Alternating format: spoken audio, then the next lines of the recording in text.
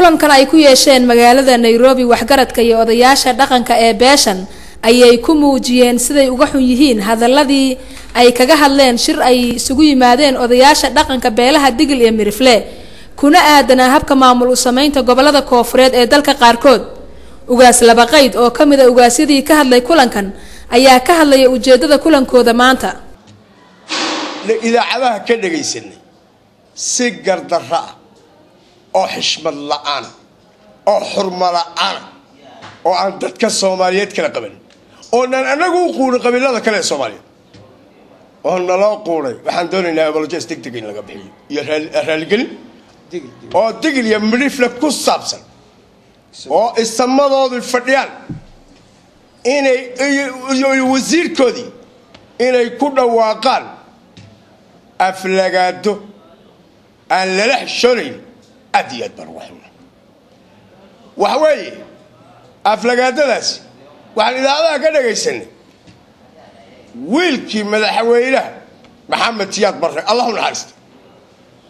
Jaraar Masar Maxamed Siyaad Barre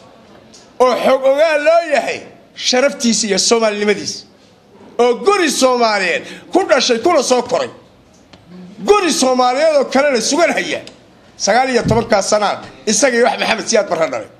oo Soomaali qulunkeeda hal maalin soo dhaxgalay uu san jirin marag looga wadayaa in lagu aflagaadiyay. Suldaan laba qayd ayaa ka hadlaya waxa beeshan ay ka tabanayaan beelaha Digil iyo Mirifle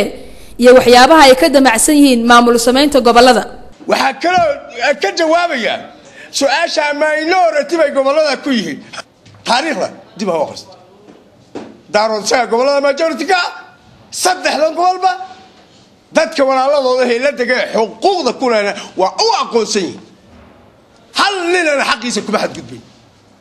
waxaan diyaar u nahay inaan Soomaali uga sii gudubno annaga iyo walaalahanaga gobolada aan wada deganahay wada degi jirnay oo is wadana inaanu dhexdanadana hagaajino maamulla aanu raali isaga nahay samaysano Soomaalina uga gudubno Soomaalinimada aanu iyaga ku dhawaaqiyo Digil iyo Mirifle aanu ugu yeedhan diyaar u kastoo haatan beelaha Soomaaliyeed qaarkood ay bilaabeen tartan la xiriira arrimaha maamul u sameynta gobolada iyo degmooyinka dalka Soomaaliya qaarkood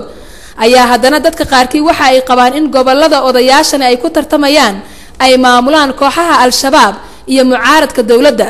isla markaana shirarka arrimahan maamul u sameynta ay kaga hadlayaan odayaashani ay ka dhacaan goobo ka baxsan gobolada ay sheeganayaan in iyagu ay ka soo jeedaan. Xamdi Maxamed Kadiye, Universal TV, Nairobi.